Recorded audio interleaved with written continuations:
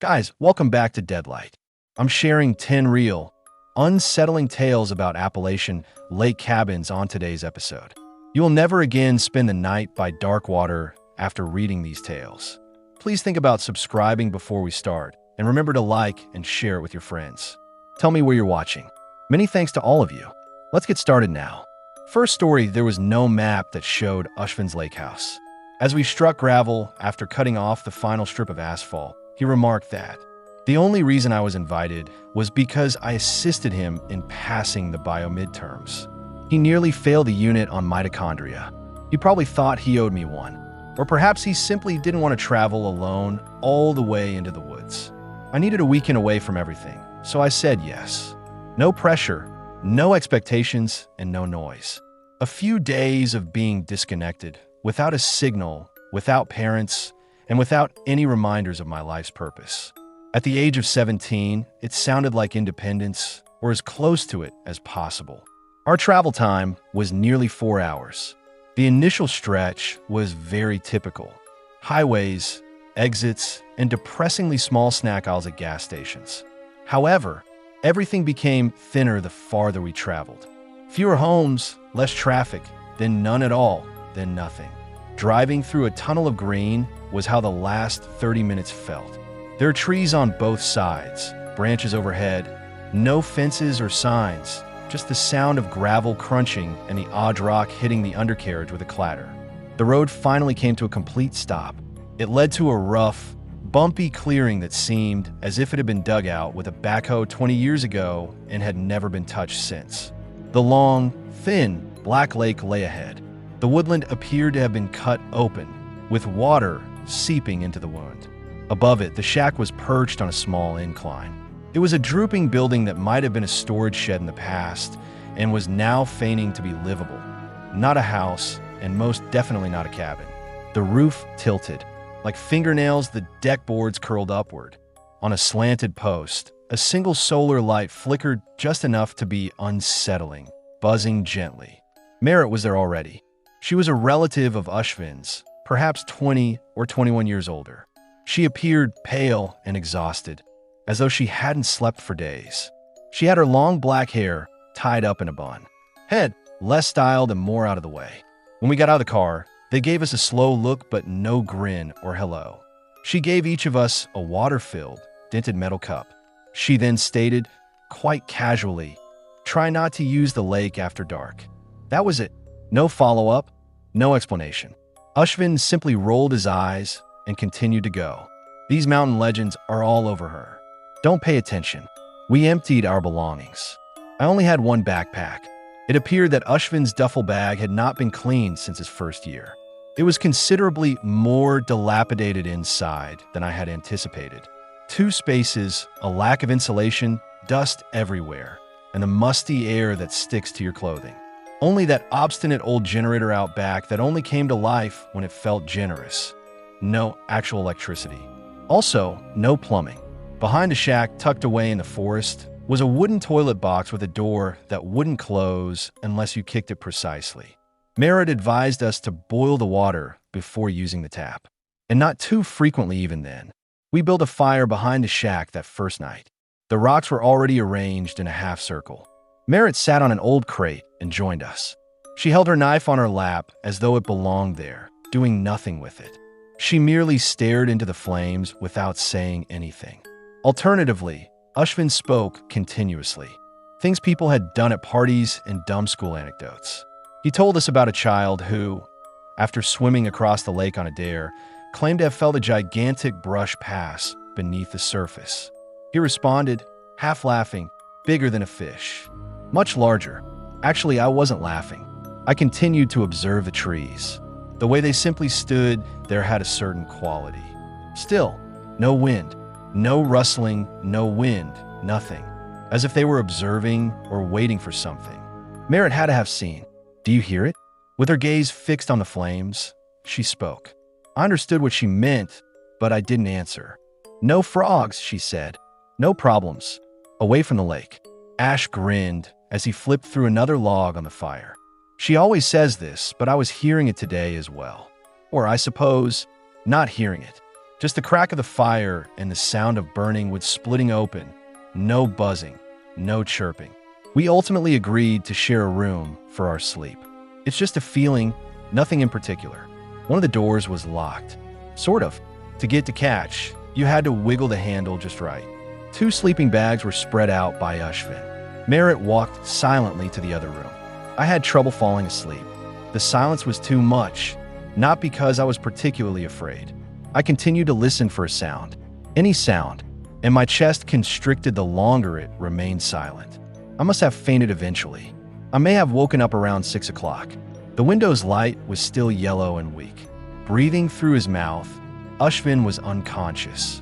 He flopped one arm over his face. I climbed out, put on my boots, and went outside. The air was still wet. With my hands in my pockets, I made my way down toward the lake.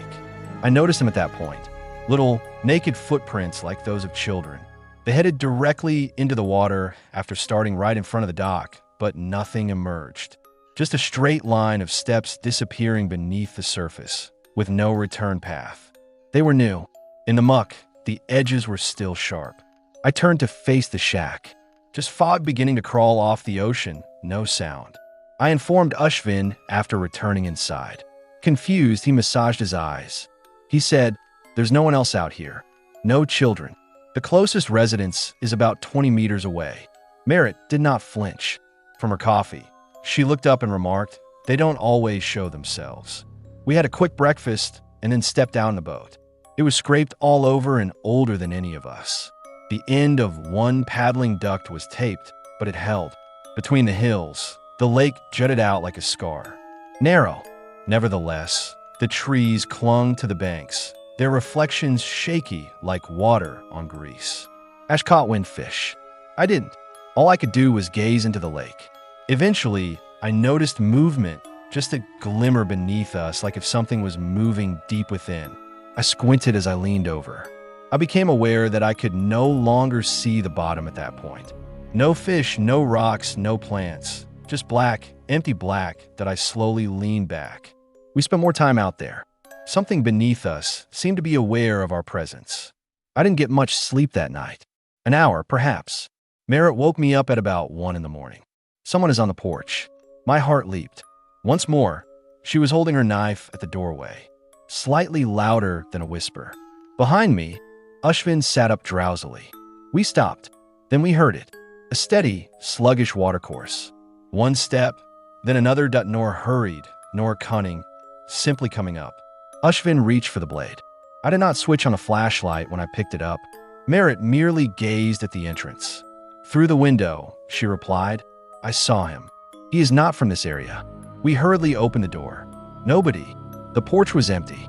Wet dirt, lake rot, and something else all had the same foul odor. Something is wrong.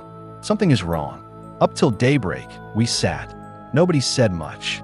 The banging happened shortly after midnight the following night. 3 jarring raps from below. Then there was stillness and silence. However, Ashvin unlocked the crawl space's trapdoor. Just dirt, nothing. Nothing life to be seen. I stated it was time for us to leave. Go for a hike. Make a phone call. Anything. Merritt gave a head shake. "You can't simply walk away," she replied. "Not after you've been spotted." This time, Ashvin didn't argue. His eyes were wide and his face was pallid. Our departure time was set at dawn. I didn't even pretend to sleep that night. I wore my shoes and lay in the sleeping bag, with one hand gripping the knife and gaze fixed on the door. I heard the rear door open at 2:30. Just the gradual creak of the hinge and the click of the latch. No knock. Getting up, I headed to the kitchen.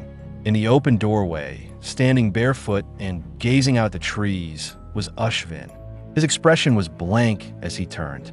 "Now we're involved," he remarked. Then he went out and headed directly for the lake. I called out his name. Out loud. Merrick rushed forward. With my lungs burning, I rushed after him, slamming through the trees and avoiding branches. I arrived at the dock. He had left. Just those same naked feet leading onto the dock, pausing at the edge, without any splashes or waves. I didn't follow him inside. I spun around and took off running. Second story, my uncle asked me if I could do something for him last fall. He owns a series of historic rental cabins in the Appalachian foothills, close to Lake Meldon. You have to be lost or invited to find this type of area. Constructed in 1960s or 1970s, there are 9 cabins altogether, all wood-framed, with moss growing up the walls and paint flaking. They were arranged like elderly men gazing off into space, each facing the lake. Families rent them out for swimming, fishing, grilling hot dogs, and other summertime activities. However, they quickly drained away as the cold set in. I discovered that there were only trees for companionship, birds and insects, and perhaps anything else. Around order to winterize the home, my uncle would typically go up around October. He would lock everything down, turn off the water, and get rid of vermin. However, he was unable to go because he had undergone minor shoulder surgery that year.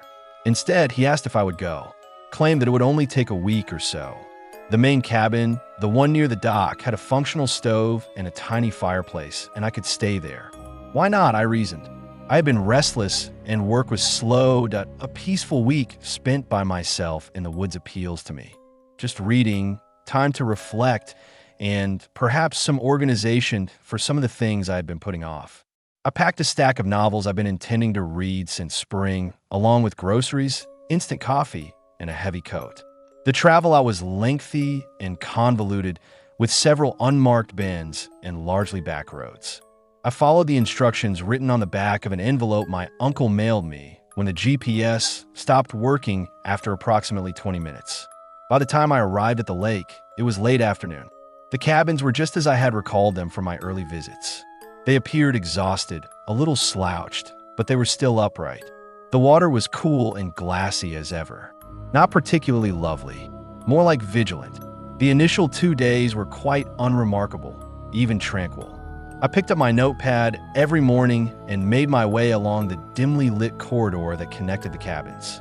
I examined the plumbing, swept the porches, unlocked each one individually, and searched for mouse nests in the corners. Each cabin was almost the same. Dusty curtains, creaking floors, and the same arrangement. I inspect the doors and verify the windows before locking everything again.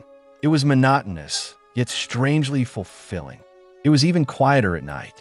I prepared basic dishes like rice, pasta, and if I felt like it, grilled cheese. I would then gaze out over the ocean from the main cabin window.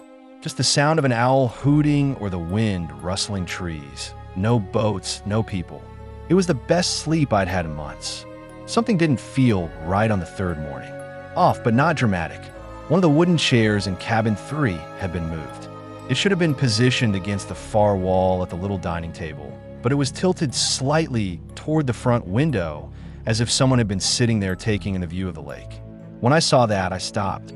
I was fairly certain that I had left everything in its proper place the day before, and I hadn't even touched that chair. It wasn't frightening, though. It's just one of those strange things you could try to ignore. I put it back in its proper place, noted it in the journal, and then released it. Till the following day, it had returned. Same position, same chair, same cabin, slightly angled to appear deliberate. They had bolted the door. Windows snapped shut. There was no sign of someone coming in. I stared there for a long time. My initial reaction was to blame myself. Perhaps I hadn't even moved it. Perhaps I simply believed I did. However, I didn't think so. The way that chair sat there had a certain effect. It didn't seem arbitrary. I shifted it once more. I pressed it firmly on the wall this time and took a backup picture with my phone. Later that day, I headed to cabin 7. It's the one that's the most uphill, with a dying pine tree providing some shade. I froze when I opened the door. Every cup, glass, and dish in the tiny kitchen had been removed and placed on the table. They are carefully arranged in a perfect grid, not stacked or dispersed. Every item is arranged just as in a showroom. It wasn't reckless. Worse, there was no dust on any of them. They had just been washed and were clean. Too tidy. I remained there for a few minutes. Remained motionless. Didn't say anything. I felt a cold creep slowly down my shoulders as I watched the silence. Inside, there was silence. There were no broken locks or tracks to indicate how it had occurred. Finally, I replaced each one individually. Leaving them out felt strange, like if someone was observing and anticipating my next move. I didn't eat much that night. I sat in the main cabin and kept looking out the window. I double-checked the windows, secured the door, and left all the lights on. Nevertheless, I woke up at around 2 a.m. A loud door banged shut. Like a gunshot, it reverberated over the lake. With my heart racing, I bounded to my feet. I thought it was wind, but I was mistaken. There was weight to the sound. Finality, as though someone had closed it, was done on purpose. After putting on my boots and grabbing my flashlight, I went outside onto the porch. It was frigid and abrasive. I moved the beam over the shadowy row of cabins. Nothing changed. There was only silence in the motionless black water. No lights, no shapes, no indication of life. I spent too much time outside. I eventually re-entered, locked the door, and remained up till the sky grew dreary. I made my routine rounds the following morning, but this time I was extra cautious. It was cabin 4 that broke me. There was a padlock hanging open. There was a small crack in the door. I was certain that I had locked it. I recalled the click, the sound of the lock. The air inside shifted. Although it wasn't frigid, it was cold. Thick, damp. The floor was covered in muddy tracks. Bare feet, large ones. They led directly to the ladder that went to the loft bed from the door. However, there weren't any prints that led back. Only that one trail went on. I went step by step. In my hand, my flashlight trembled. The footprint halted at the top of the ladder. No marks, no miss. The bed was immaculate, with clean pillows and soft sheets. I gently descended rearward while keeping my gaze fixed on the vacant loft. I turned as soon as I struck the floor, closed the door, and locked it. I then used some rope I discovered in the main cabin's drawer to secure the latch. That day, I didn't inspect any more cabins. Nothing was written in the notepad by me. I just kept track of the hours until I could go. I had a plan by evening, a final trip through the cabins. Verify that everything is in order before departing early in the morning. The first few cabins were quiet and in good condition. I then arrived at cabin 3. Before I opened the door, I sensed it. When I touched the knob, my hand paused. The door squeaked as if it were reluctant to open. The chair was back by the window inside. There was a second chair next to it, but it still had that small slant overlooking the lake. Same wood, similar style. Adjacent to the first, they pulled up side by side, facing the lake as if they were waiting for something or someone. I didn't enter. I locked it, shut the door, and continued walking until I was halfway down the slope. I packed everything in my luggage and headed back to the main cabin. Half read, half food, half books. Nothing was folded by me. I didn't take my boots off. I simply loaded everything into the truck. Before the sun went down, I departed. I kept the incident from my uncle. I simply informed him that I would not be returning. Narrative 3. When I first took care of my uncle's lake house in Montclair Hollow, I thought it would be a pleasant diversion. He went to see his cousins in Louisiana for a long weekend. Simple enough. The house was situated on stilts at the lake's edge, far back off a small gravel road that wound through dense forest. After you crossed the ancient fire road, there were no neighbors, no street lights, and not even a sign of cell service.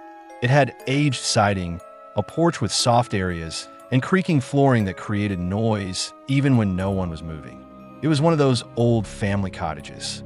Still, its quietness had always appealed to me. Something was strange from the start. When I arrived, the front door was already unlocked. Although it may not seem like much, my uncle is the type of person who locks the bathroom. He checks locks twice every time, much like other people do with the stove. That door, then, that didn't sit well being wide exposed. I went inside, yelled, and explored the entire space, both downstairs and above, as well as the crawl area beneath the stairs. Nothing. Everything was in its proper place. I talked myself down for a few minutes before realizing that perhaps he had simply forgotten. Everybody gets sidetracked occasionally. I should have believed the initial instinct I had. The tasks were easy. Keep a little fire running in the stove to prevent the pipes from freezing, sweep the porch, and remove leaves off the steps. Everything is simple enough. After I was done, I brewed some coffee, opened a paperback, and found that weird silence that only comes from being in the middle of nowhere. The lake was perfectly level and completely silent. Around it, all the other cabins were boarded up for the season. The entire evening, I couldn't see a single light across the sea. It was just the tranquility I had been seeking for a while.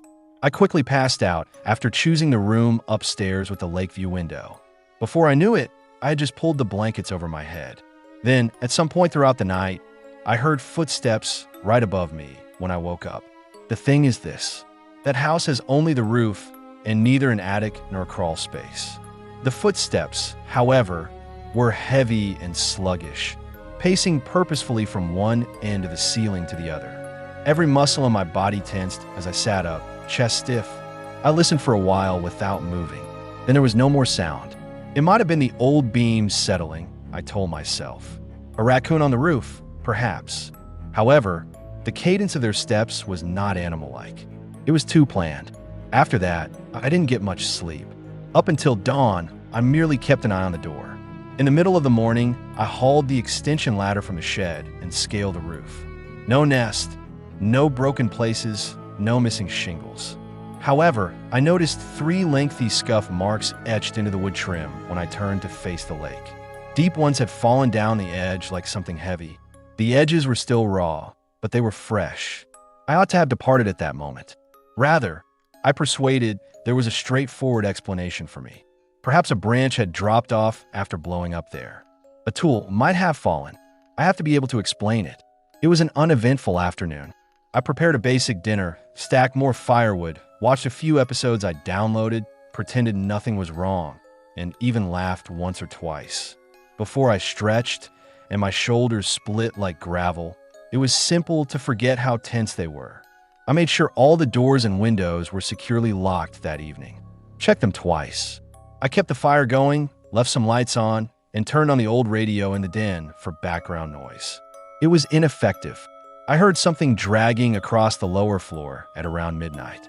The kitchen tile was scratched by a lone chair leg. It then came to a halt. Another shifted a minute later. The same dragging noise. There were odd pauses, too deliberate for something to go down, too long to be someone walking. It seemed as though someone was setting them up, assigning a spot to someone I didn't know. I sat paralyzed at the top of the stairs, clutching a blanket beneath my chin. I was unable to get myself to go down there. I must have fallen asleep at one point because I had a dream in which water was rising higher and higher beneath the home until it reached the bedroom. It's one of those dreams when you are immobile or can just observe. The chairs were back in their proper locations beneath the table in the morning. However, the wall clock was 2 hours ahead of schedule. I was aware that I had set it the previous day. The hands spun forward on their own when I attempted to correct it. Quick and noisy. They came to a precise stop at the appropriate moment. I watched the clock tick while I stood there with a knob in my hand. It was nearly comical. Nearly. I spent the entire day outside, splitting wood till my arms were rubbery. The axe's piercing smack was grounding. Kept the quiet at bay. I was so exhausted by dusk that I didn't give a damn about what came next. Or perhaps I simply told myself that. I left all the lights on that night. The bathroom light, the hallway lighting, and even the stove. As though they were armor, I activated them. I heard it again about 1 from the porch this time. The boards groaned under their weight. Footsteps crossed the living room, even though the front door never opened. Slow and steady. I held the fire poker so tightly that my knuckles ached as I stood at the top of the steps. I could see the front door from there. The footsteps moved, but remained motionless. One by one, they made their way closer up the stairs. I backed into the bedroom, heart pounding, even though my legs didn't want to work. I slammed the door, locked it, swung the poker at nothing, and pushed the dresser against the frame until it wedged securely. The knob then twisted solidly once, then more slowly, as if whoever was outside was taking their time, putting me to the test. I just listened without talking or breathing. The knob came to a standstill. The air was silent. There was a heavy silence, filled with something I couldn't identify, yet not empty.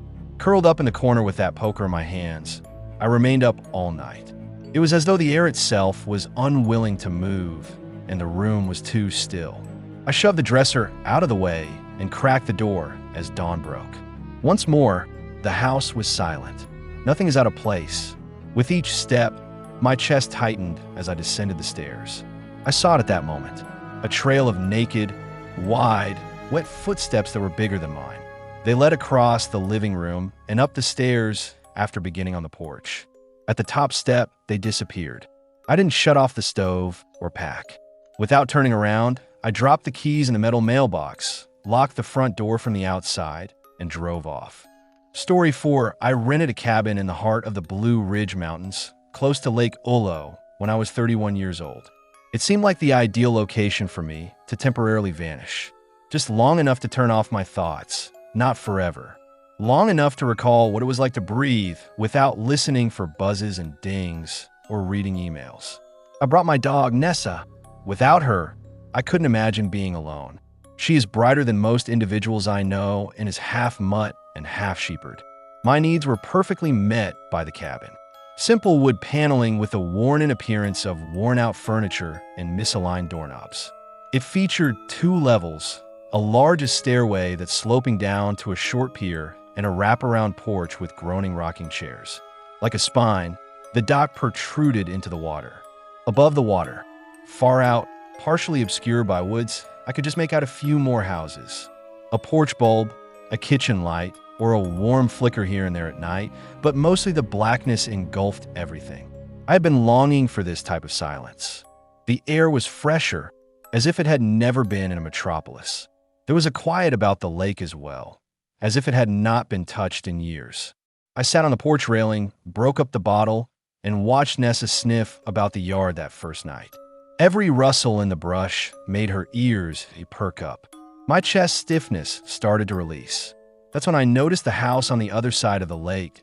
If it hadn't been so bright, I could have missed it.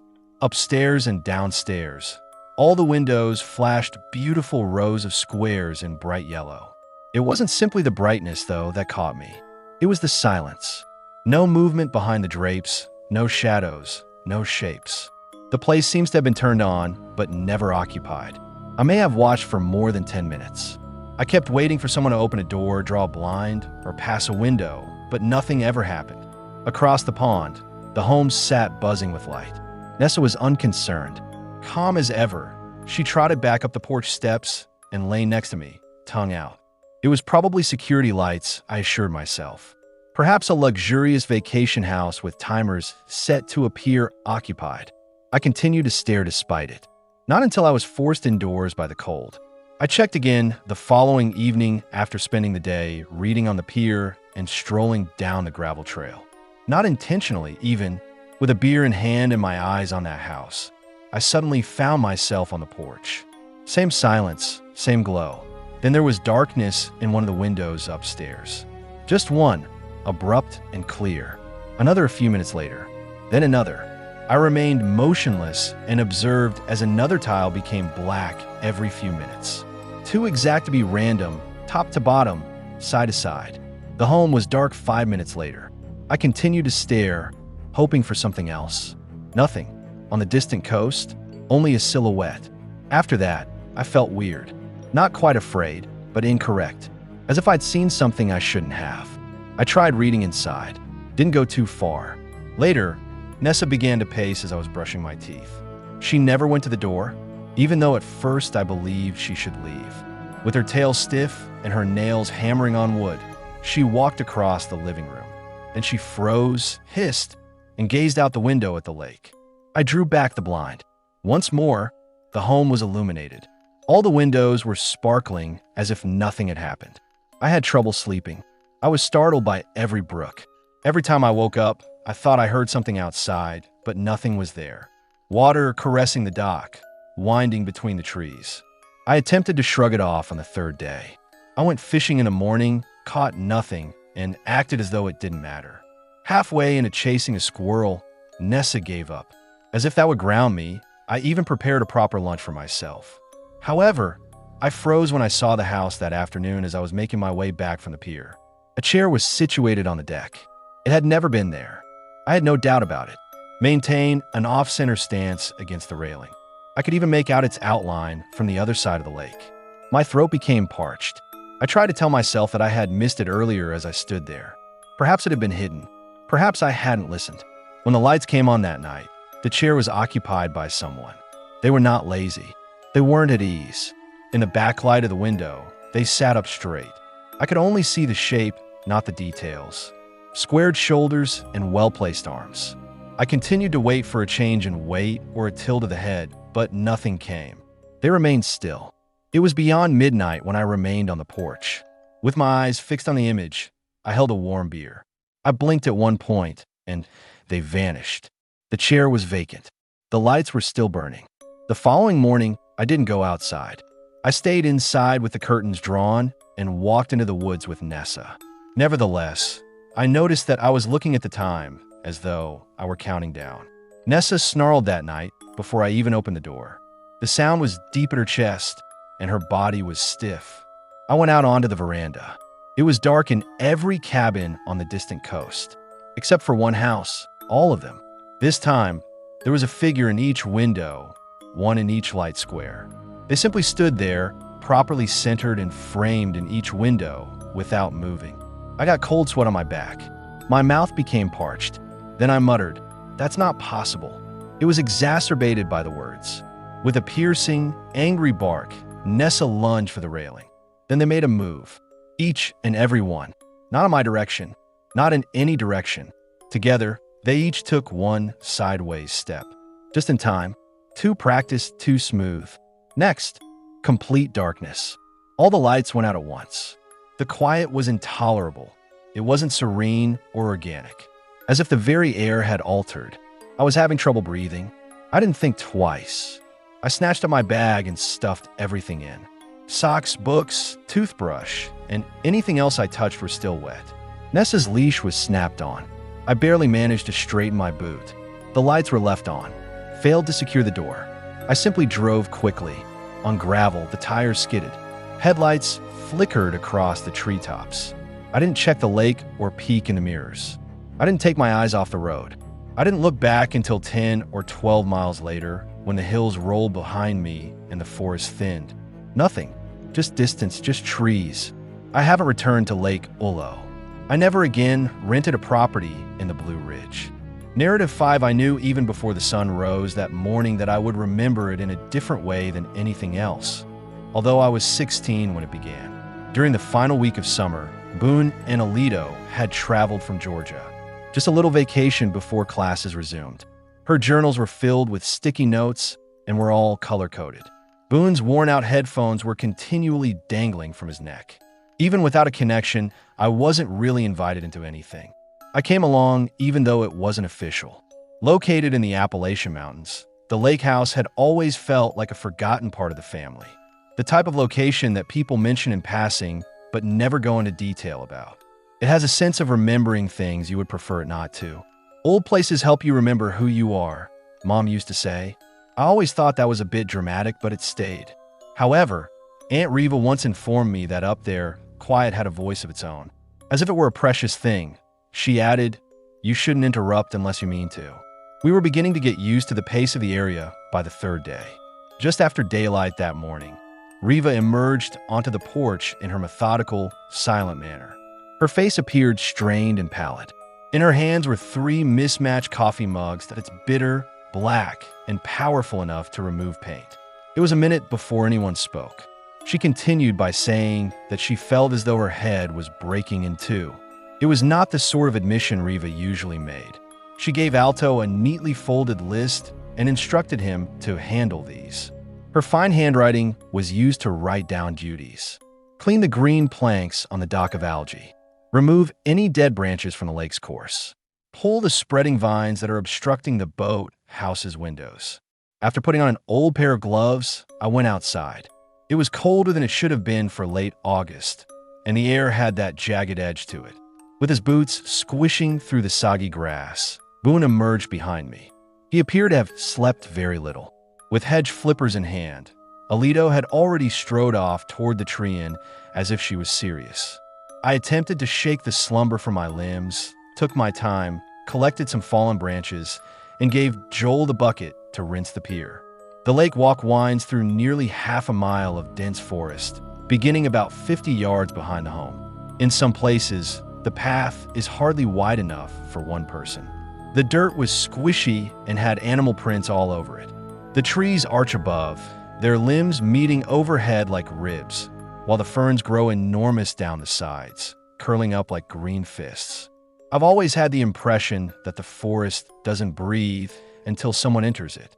Boone's voice broke through the trees, approximately halfway down the path. By shouting, "It's rotten," I froze. The noise originated just past a slight incline, just before the lake emerges from the forest. I started running, my feet slipping on the damp leaves, my heart crashing into my ribcage. Boom! Was crouching close to an odd small mound. In other ways, the earth appeared fresher and darker than the surrounding dirt. The leaf litter hadn't settled properly, like it had been piled on top, not fallen naturally, and jutting out from one side was a piece of crimson cloth, faded, tattered. It appeared to have dissolved into the earth. Boone extended his hand to touch it. I yelled at him. It was simply noise, and I can't even recall what I said. He didn't stop, though. Then the odor appeared. Hot chemical, sulfur-like, not rot from an animal, nor something natural. It smelled wrong. Ancient, like rot from before the concept of air fresheners or garbage bags, like something dug from too far below. Boone poked at the soil with a stick. The top layer broke off like sand. The cloth shifted. His hand snapped back. Otto showed up at that moment. I thoughtless and grabbed her arm. She slowly tugged at the cloth while kneeling next to the mound. What we could see underneath was incorrect. The skin appeared taut, pallid, stretched, and dry, as if someone had wrapped a balloon over his skull too tightly.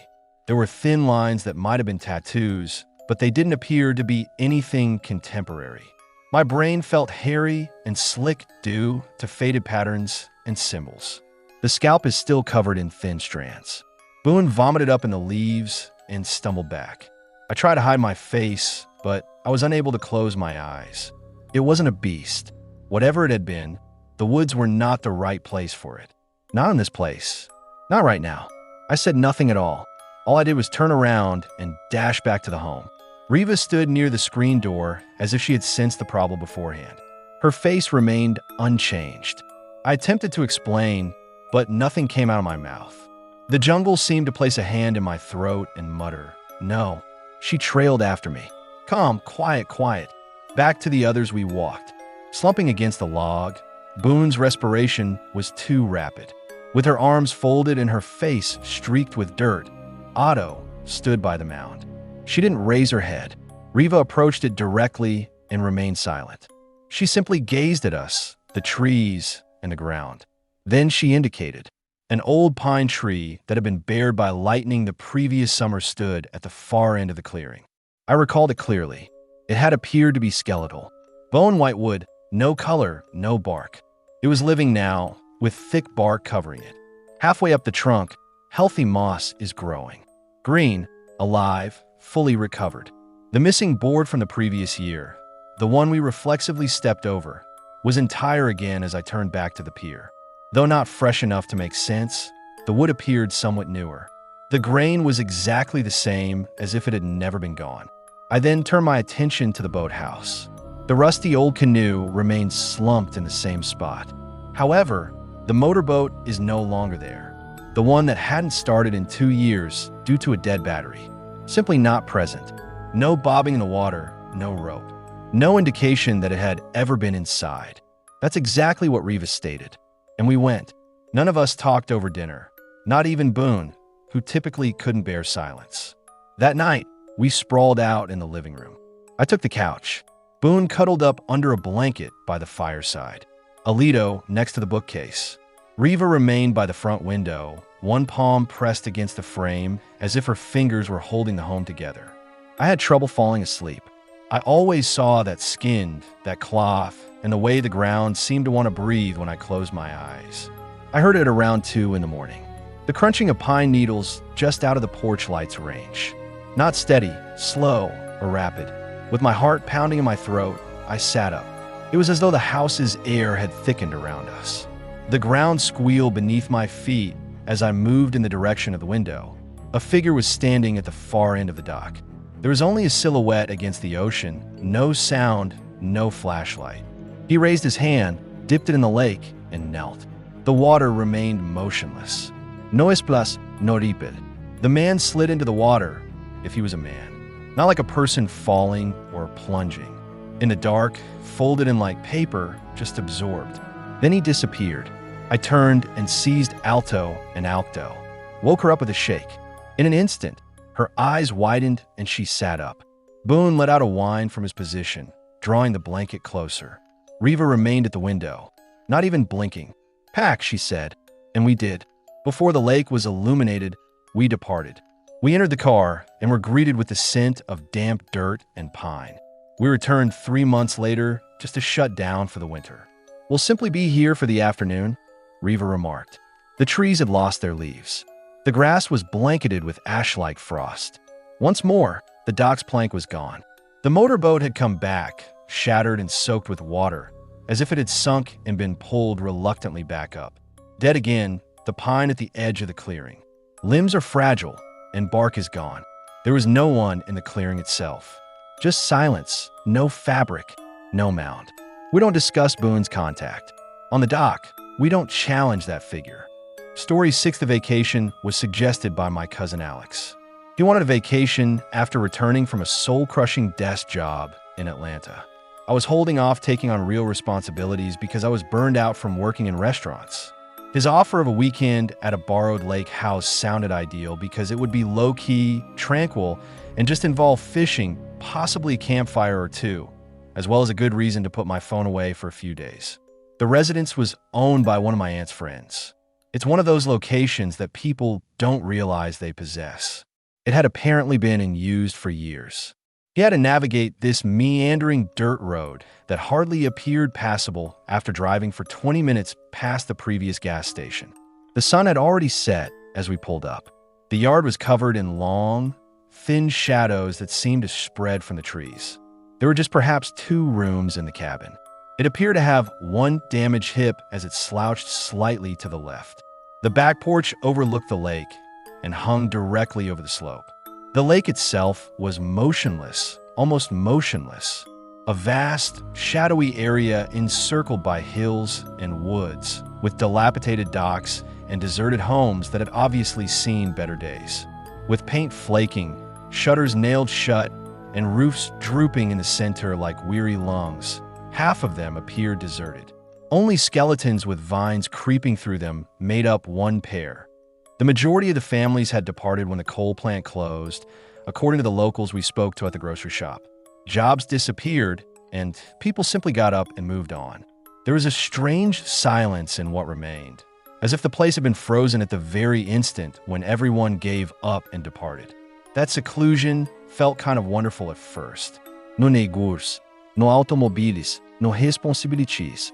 That first night, Alex played a low-fidelity playlist on his phone while we sat on the porch, watched the lake, cooked burgers, and drank a few beers. In the treetops, the fireflies flickered intermittently, resembling tiny, floating embers. We discussed everything and nothing at all. I slept like a rock that night.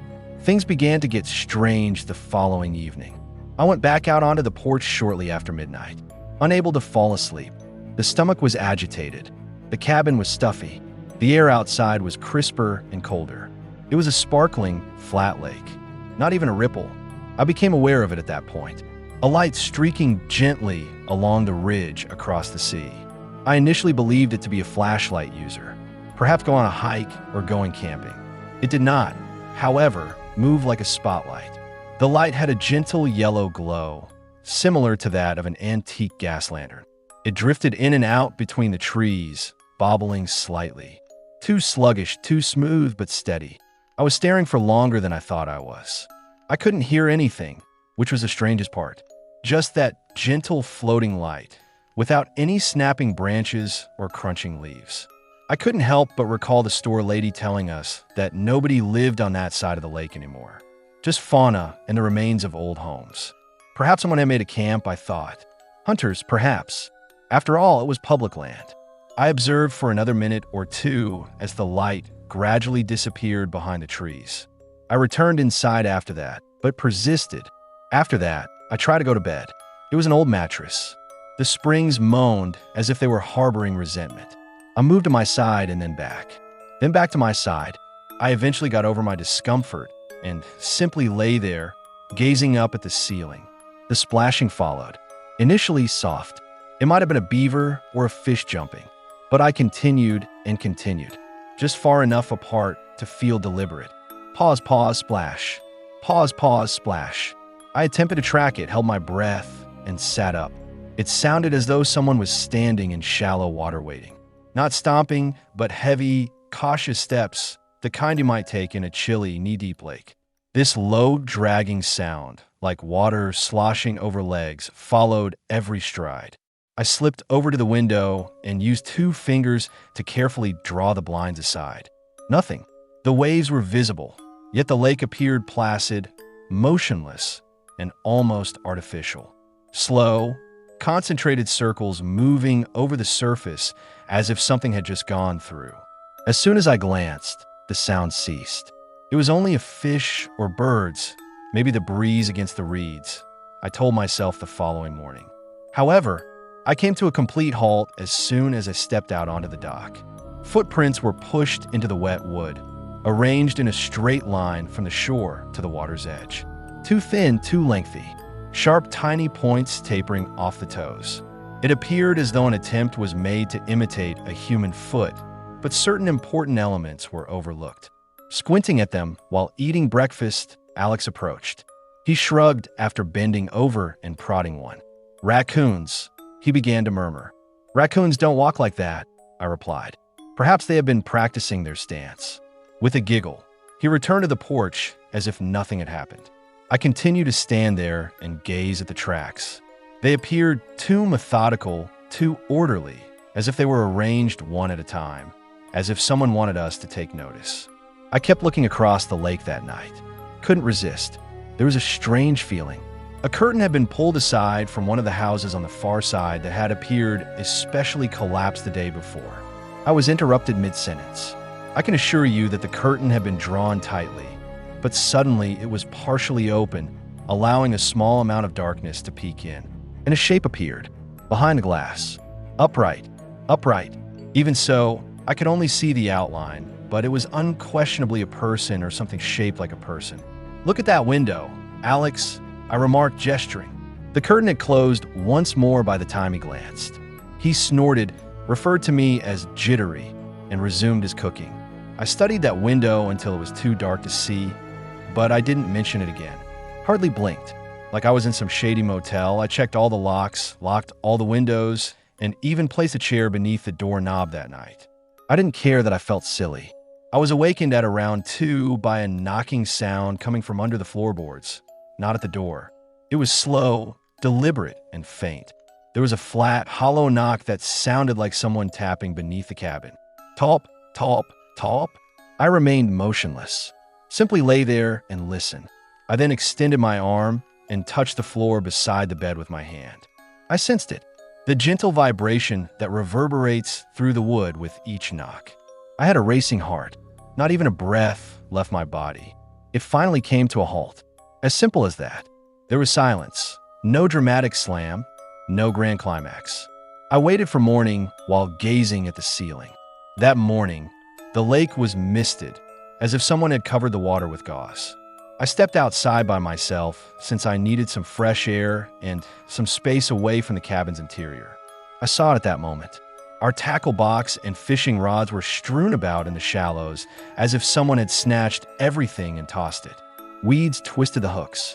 Lines twisted and snapped, ineffectively bouncing lures on the water. The prints had returned. They weren't heading off the coast this time. Their source was the lake. Deep in a muck of the lake bed, the first print was visible in the water. Next, one nearer the dock. Then another that was precisely spread out and headed directly from the lake to the cabin. The source of those footprints wasn't the forest. It originated from underneath the surface. I hurried back inside to retrieve Alex. Took his arm and pulled him out. He was still wearing socks, but it didn't matter. When he observed the sight, he paused the joke he was about to tell. He remained silent. Silently, we packed. Narrative 7, when I saw the listing for the lake house nestled in a peaceful nook of the Appalachian Mountains, I was 31 years old. The advertisement promised tranquility in the mountains, and that sounded ideal at the time, nearly flawless. For a while, life had been noisy. People who were always in need, a steady stream of work communications, and the cacophony of the metropolis. I desired a respite. It seemed as if someone had exhaled. The lake house appeared to be such a location. It had a yard that descended directly into the water and sat down in a small, narrow dip that was almost leaning against the lake. Old and sun-bleached, the dock protruded like a crooked finger. The porch drooped little. Even though the paint was cracked, it still had a worn-in appeal. Not so dilapidated that you would regret it, but just enough to be reasonably priced. A few people were taken aback by the low price. A part of me thought there must be a catch. History of serial killers, rats, and mold. However, the owner reported that the Wi-Fi, power, and plumbing were unexpectedly good for the mountains. For me, that was sufficient. I imagined myself getting up early, riding for a few hours, going fishing in the afternoon, and then going to bed without the bright light of a laptop screen glaring at me. And no neighbors stopping by. No traffic, no social media. Me alone in the woods. It was quiet for the first several days. Unusual silence. It's not only that no automobiles are quiet. Complete quiet. No insects, no barges, no wind. It seemed like the world had stopped while I was standing on the porch drinking my coffee that first morning. To be honest, at first it was pleasant, even soothing. The silence was a breath of fresh air. I never saw anyone, though there were a few houses dotted along the cove. Not once. Some of the locations appeared to be vacation rentals. Driveways are empty and shutters are drawn. Some appeared completely deserted, with peeling paint, porches that had crumbled, and houses that were slowly collapsing in on themselves without any boats, grills, or chairs outside.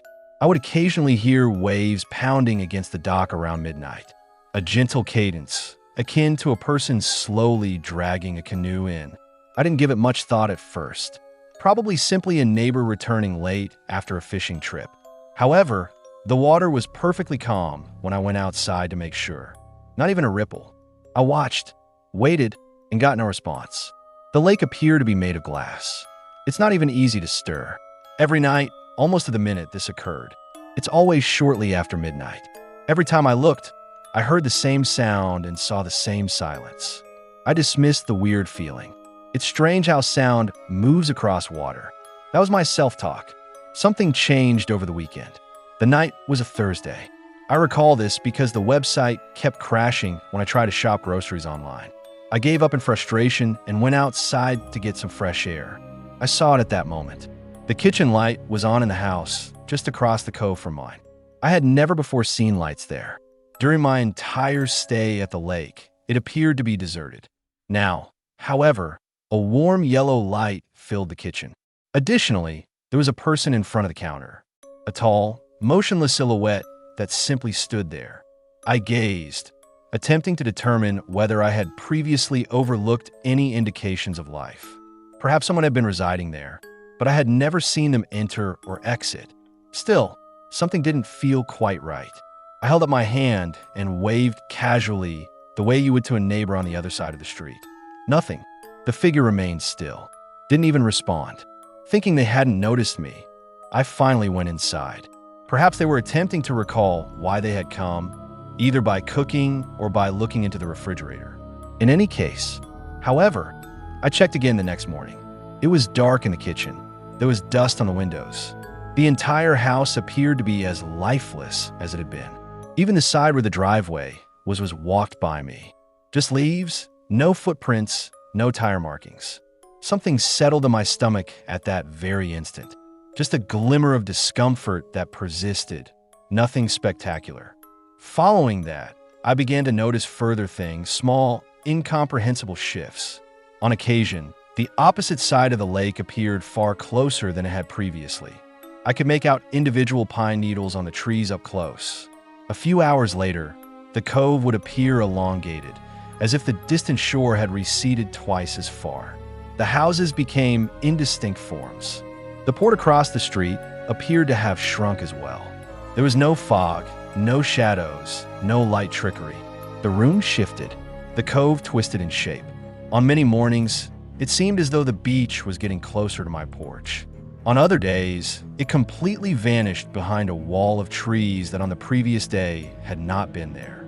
There was no one around to notice, or at least no one else seemed to notice. Since arriving, I had not seen anyone. When I drove into town to get supplies, I wasn't even on the road or the water. I stopped going outside after sunset after the second week. I was unable to pinpoint the precise reason. There had been no action, not quite yet. However, I had the impression that the pier was listening, that the trees were bending slightly closer, and that I was being observed. The footsteps then appeared.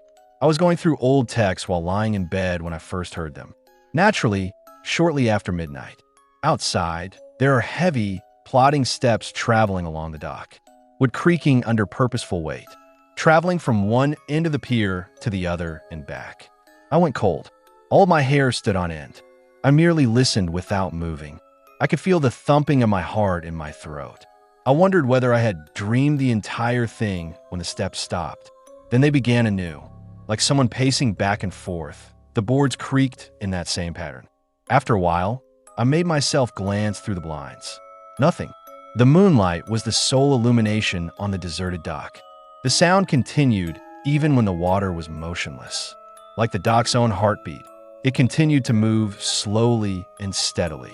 I tried to justify it the following morning. It must have been an animal, I told myself. Perhaps a bear or a bewildered deer. However, there was only one damp footprint on the porch when I opened the front door. Just one big bear approached my door, pressing into the wood as if it had just emerged from the lake. It was surrounded by dryness. The kitchen light across the cove turned on again that night. The figure had returned, but it was in motion, wobbling as if it were having trouble staying balanced. I tried to convince myself it was just strange reflections as I leaned closer and squinted my eyes into the darkness. Then things turned, though. Only its head moved, not its torso. It turned completely around till its face was aimed straight at me. I quickly retreated from the window, toppling a chair in the process. I chose not to pick it up, as if my life depended on it. I closed all the blinds in the house, got my duffel bag, and began packing. Once more, the dock creaked, but this time it was closer and not pacing. I halted my motion. I gasped. The steps came to the beach. Then there was the gentle, damp crunch of feet on the lawn. 3 wooden steps followed. Creak, creak, creak, creak. I only needed to hear that. As if the ground were on fire, I snatched up my keys, dashed to the car, and bounded out of that driveway. I didn't turn around. I left the door unlocked. I left the jacket I'd had since college hanging on the hanger, along with the food and my notes. I simply walked out. I continued driving until I was miles away from the lake. Until the gas light came on, it continued. Narrative 8, my cousin Elias requested me to accompany him into the mountains to see his family's old lake house when I was 20 years old. It was Thursday. I recently failed a quiz and the bio introduction. I hadn't seen Elias in a long time, and my head was exhausted from classes. I accepted his offer of a weekend getaway without any classes, emails, or group projects before he had finished outlining our destination. I had never heard of the great aunt on his father's side who had owned the home. Although his parents had inherited it, it had been years since anyone had visited. He gave the impression that it was informal. We'll investigate. Check to see if it's worthwhile. It may be pleasant. Tranquility, a view of the lake. The journey occupied the majority of the day. 2-lane roads replaced highways. 2-lane roads became gravel paths that meandered through thickets and signage that had disappeared. An hour before we were even close, cell coverage went down, and my GPS gave up without any resistance. Elias's old pickup, the road ahead, and us were all that was left. Along the way, we came across several cabins. Some had clean yards, smoke-puffing chimneys, and new siding, and they looked adorable. Others were half buried in ivy or sagging and leaning. The lake house is at the very end, almost off the map, Elias added. He wasn't exaggerating, despite what I assumed. I understood why no one had hurried to come when we eventually pulled into the driveway, if you can call it that. The house tilted slightly, as though it had been gradually tilting in the direction of the ground. With green patches where moisture clung, the siding had turned mushy and gray. The windows were foggy, as if someone had inhaled and then forgotten to wipe the glass. However, the lights were functional. When the light bulb flickered on after I flipped a switch, I felt a strange sense of relief. The water ran cold and spat as if it were suffocating. Evident. Even though it seemed to have been dormant for years, the site was alive. We walked to the dock that first night after unpacking and eating sandwiches from the gas station. Even yet, it appeared phony because the lake was larger than I had anticipated and stretched out like a mirror. A tight ring of tall trees encircled the shore, and the silence strained against my ears as if they were yearning for something to fill them. I noticed a cabin nestled between two towering trees on the lake's far side. With the exception of one on the second story, all of its windows were dark, like a lamp left on. A gentle yellow glow poured from it. I gave Elias a shove. "Hey, someone's home over there." He narrowed his eyes. "There are no residents. It has always been deserted."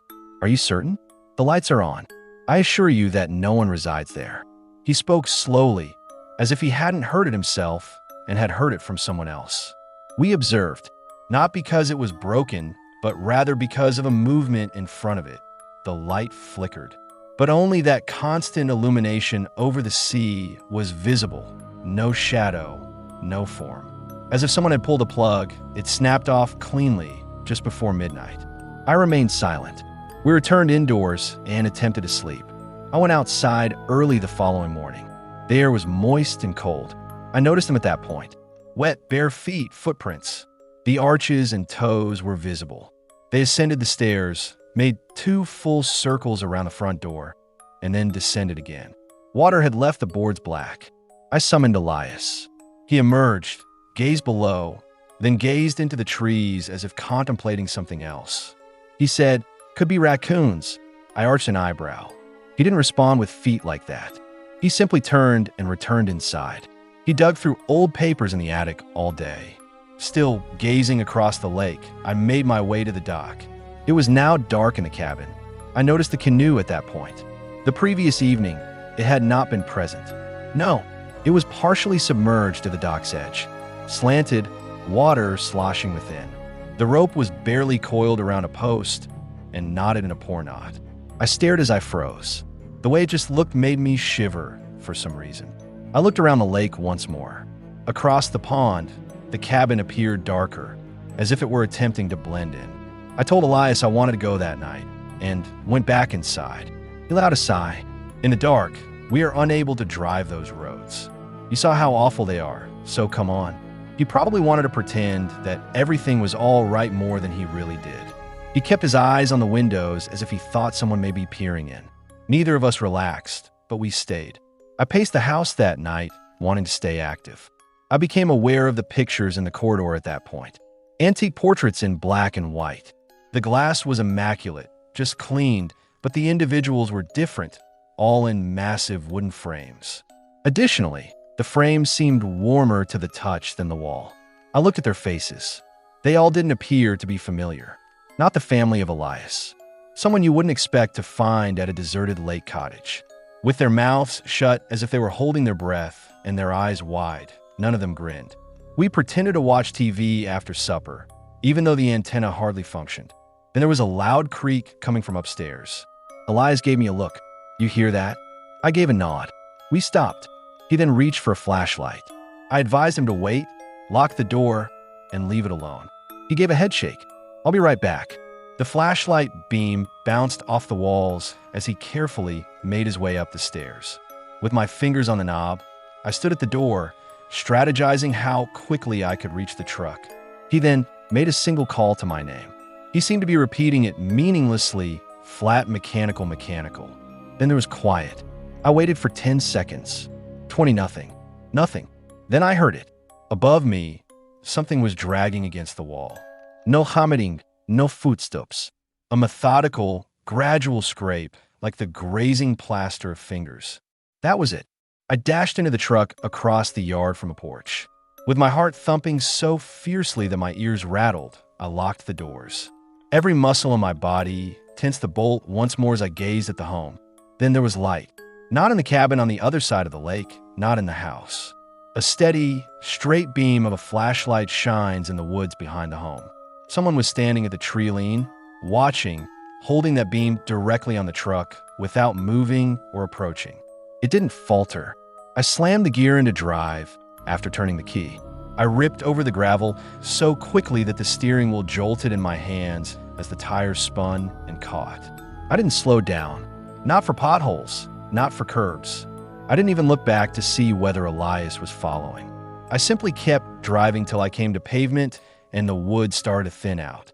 Narrative 9, I was asked to watch his family's lake cottage while they were out of state for a few weeks by Colby, an old college acquaintance.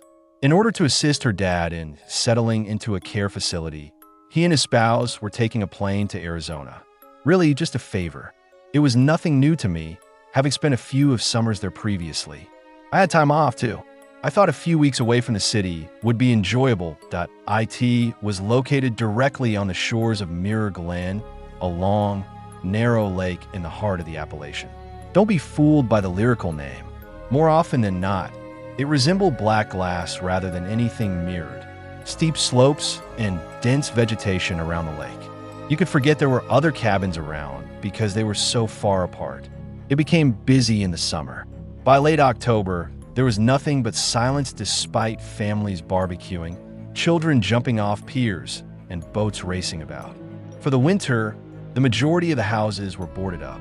The beach seemed deserted, as if a celebration had finished months ago and the lights had been left on. On a Tuesday, I arrived, unpacked, and got settled. I got a small list from Colby, basically mundane items. Twice a night, after sunset and before bed, I took a walk around the property. Verified the side sheds were secured. Verified that the dock gate was closed. However, the final point was emphasized. The boathouse should always be secured. Always. When I first saw that underlining, I thought it was a bit over the top.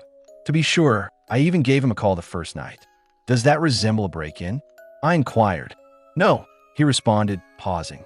Not precisely. Simply lock it. You will understand what I mean. Not very comforting. The boathouse was located at the end of a thin wooden pier 20 yards from the main house, directly on the waterline. It had no windows and was made of solid old blackwood. It looked more like explosive storage than fishing gear. On a rigid metal track, the sliding door squealed. After it was closed, you lowered a huge steel bar into 2 external brackets. That was it. There is no handle inside. If someone locked you in, you weren't getting out. I just stood there staring at the bar the first time I slid the door shut. The way it clanged around, the weight of it. To check how black it became, I even went inside. Pitch black is the answer. Thank you, but no. The first week went off without any problems. To be honest, it was quiet. I followed the pattern. Walks before bed and around nightfall. Yes, I always sealed the boathouse, secured the dock gate, and inspected the sheds. It turned into an automatic process. The way each night ended was the same. Coffee while listening to nothing at all on the back deck. Even the wind seems to be waiting in that kind of quiet. I began to get better sleep than I had in months. Then the 9th night arrived. I had just finished my walk and was brushing my teeth just after midnight when I heard it. A hollow, piercing clap. I waited, frozen. It returned a few seconds later. The sound of wood on wood. I went up to the terrace. I was immediately struck by a deep, dank cold. With the exception of the boathouse door, everything appeared motionless across the sea. It was knocking against the frame as it swayed open a few feet. I felt sick to my stomach. Perhaps I had missed it, I thought. I was certain that I had locked the bar, but it might not have fallen into place. Every time I locked it, errors still occur. After putting on my boots and grabbing my torch, I made my way down the dock. Every footfall creaked louder than I thought it would. The problem with wooden planks at night is that they become a tension orchestra. Hello, anyone out here? I called in a firm yet hushed voice. Silence. When I arrived at the boathouse, I opened the door. A folded tarp, a workbench off to the side, ropes on the wall, and a bow tied up were all swept by the flashlight beam. Except for one thing, everything appeared to be normal. On the floor close to the bench that had been absent was a crushed drink can. I was positive. The floor was clear when I looked at the tarp straps 2 nights earlier. I just stared as I stood there. I clenched my fingers around the flashlight. I wanted to lock the door, close it, and act as though I hadn't noticed. However, Kobe's voice was heard. Everything you find should be cleared. I went inside and knelt down. The flashlight trembled in my hand. I grabbed the can. The door banged shut as soon as I touched it. It was a tremendous sound, a clap of thunder in a coffin. I turned around too late. Outside, the bar's scraping reverberated. That clang of finality that metallic drag. Locked. I slammed my fists against the door as I surged at it. "Hey, open up!" I yelled. Nothing. I screamed louder, hit it harder, and chicked at the base. No sound, no movement, not a sound. I swept the spotlight around the room once again. Empty. Rope's bench boat. Nothing is concealed. However, I had the impression that someone was watching me from outside. I took my phone out. No signal, not even a flicker. I was cut off by the lake, the hills, and the trees. Then a faint sound of footsteps. Not quickly, not jogging, heavy and slow. Along the dock, one step at a time. Every board moans. They came to a halt immediately outside. I held my breath. Remained motionless. I clutched the flashlight as if it would save my life and pushed my back against the wall. The person didn't try the door, didn't knock, and didn't say anything. They merely listened while standing there. I don't know how long I stayed frozen.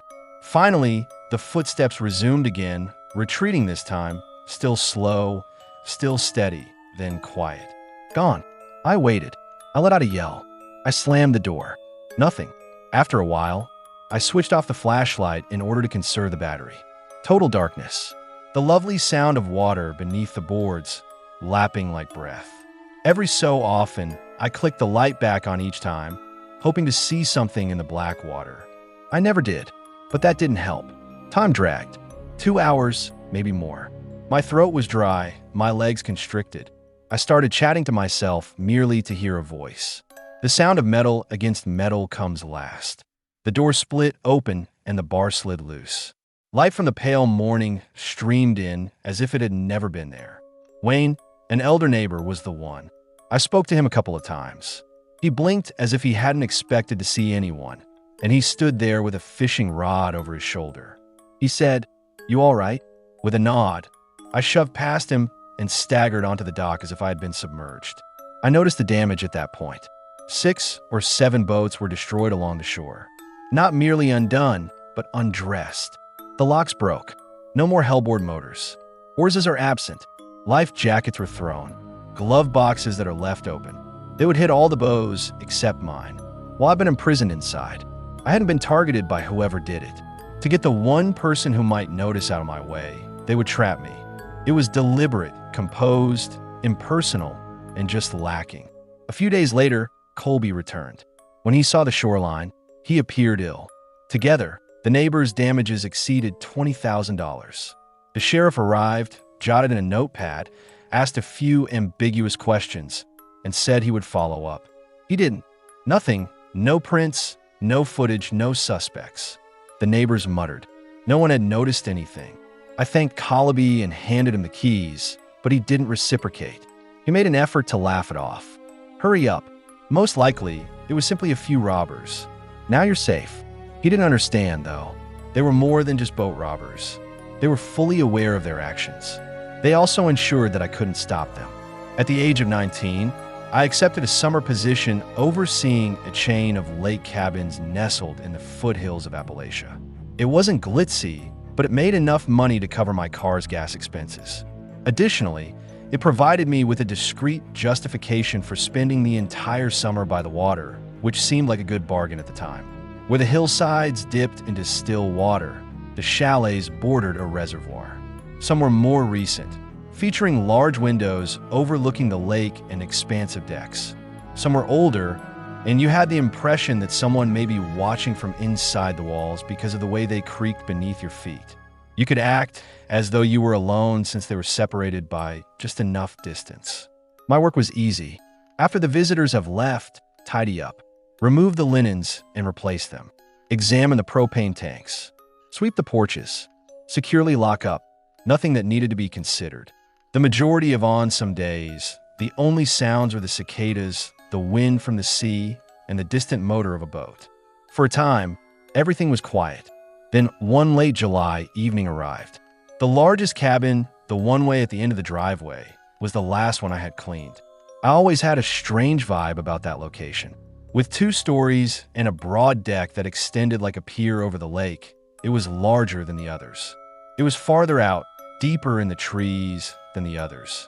This is the type of cabin you could find in a brochure.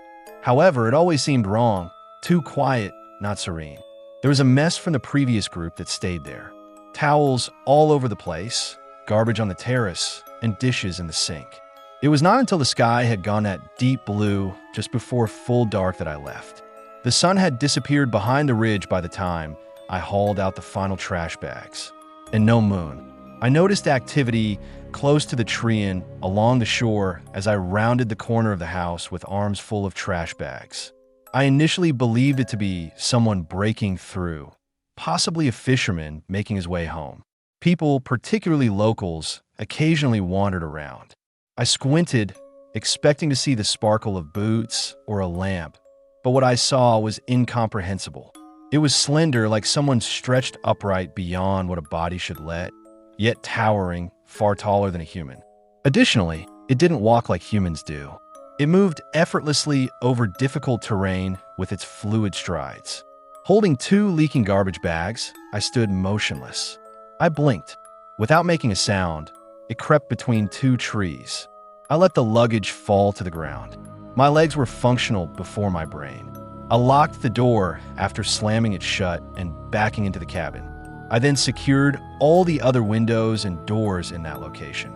I nearly dropped the keys because my hand was shaking so much. I listened while standing in the kitchen. Minutes went by. No movement, no footsteps, not even water.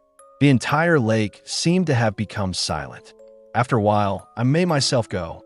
I wasn't going to spend the night. I hurried quickly down the gravel path to my car after turning every lock once more on my way out. I heard at that point. Behind me, the gravel was shifting. I initially thought it might be a raccoon or something settling, but it continued happening. 1 foot after the other, steady, rhythmic, always just far enough back that when I looked over my shoulder, I couldn't see anything.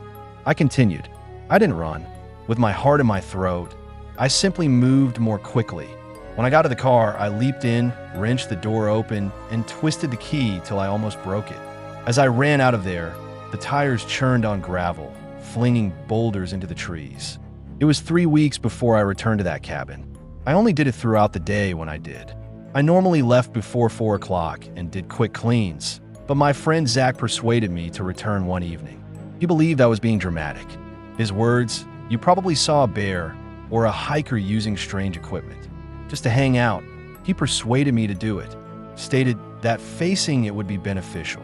We were only going to relax by the lake and watch the stars. We weren't going to stay overnight. We took a few sodas and drove out there, where we sat on my car's hood close to the porch. We laughed about and discussed our intentions for college. At first, I was tense, but as he relaxed, I relaxed as well. The lake appeared to be glass on one of those quiet nights when nothing moves. Then it came from the other side of the reservoir. Not a voice, not thunder, not an animal, just one sound. It was a combination. There was a scream and metal tearing, but it was unlike anything I had ever heard. As if someone howled from inside something enormous that was being torn open. The pitch was incorrect. It was too sharp for an animal and too high for a man. It had a cracked sound, as if it had been transmitted by a speaker incapable of handling the frequency. Without saying anything, Zach took hold of my arm. He was wearing white knuckles. We didn't discuss it. I floored it after he got into the car and slammed the doors. Until we reached the highway 2 towns away, we didn't stop. The music lingered in my mind after that. When the wind tugged against the windows or the refrigerator moaned, I could hear it. It must be something that can be explained, I thought myself. Faraway machinery is broken by a tree. But I knew in my heart. Then something occurred that forced me to stop acting. I stayed at Nick's cabin a month later. He lived about 1.5 miles directly across the reservoir from that first house. 4 of us were there on a rainy weekend. Nick had a girl named Ally and his cousin Drew. A massive storm came in that evening. The kind of downpour that makes your teeth tingle, not simply mountain thunder. Every hour, our phones blazed with tornado warnings. Ignoring the wind banging like fists against the walls, we played cards late into the night. We were all 3 awake. Drew managed to sleep on the couch through it somehow. Then the explosion occurred. Not a warning. No accumulation. Only one huge crash. As if a car-sized object had crashed into the side of the cabin. The entire space trembled. The table sprang. There was one flicker in the above light. We stopped. Then all at once, guessing began. It must have been a boulder or a tree. A landslide, perhaps. Something significant. We reached for kitchen knives. Holding something felt better than holding nothing. Not because they would be helpful. Nick's mother is a porcelain doll collector. Dozens of them. They were in the windows, on mantels, and on shelves everywhere. It seemed like they were all watching you at night. We went through the cabin room by room, including the kitchen, living area, and bedrooms. Nothing was damaged. Nothing was knocked over. No glass was shattered. 2 locations remained: the storage closet at the rear entrance and the bulkhead in the basement. First, we examined the bulkhead. Securely locked, dry, and undamaged. Next, we proceeded to the closet. We stood there, all 4 of us gazing at the handle. We didn't want to open it. The sensation was not that of a door. We felt as though we were supposed to stay inside that line. At last, I moved forward and opened it. Immediately, something dropped out, broken at my feet. A doll made of porcelain. I had never seen one before. Its eyes were fractured and wide as its painted face spread over the floor. We didn't move. There had been no one in the closet. I had no doubt about it. Earlier, we had unlocked it to get towels. It was deserted. A doll had now been poised there, about to topple. After leaving the fragments on the floor and closing the door, we returned upstairs. No one slept. We descended again in the morning. We needed to know, not because we wanted to. The fragments had vanished. Each and every shard. The floor was spotless. It had not been touched. We kept asking one another, "Did you move it? Have you cleared up?" Nobody had. We looked throughout the cabin. Each and every, not a single drawer, shelf, or anything. That's when I realized, whatever I seen that evening, it did not remain at the tree inn.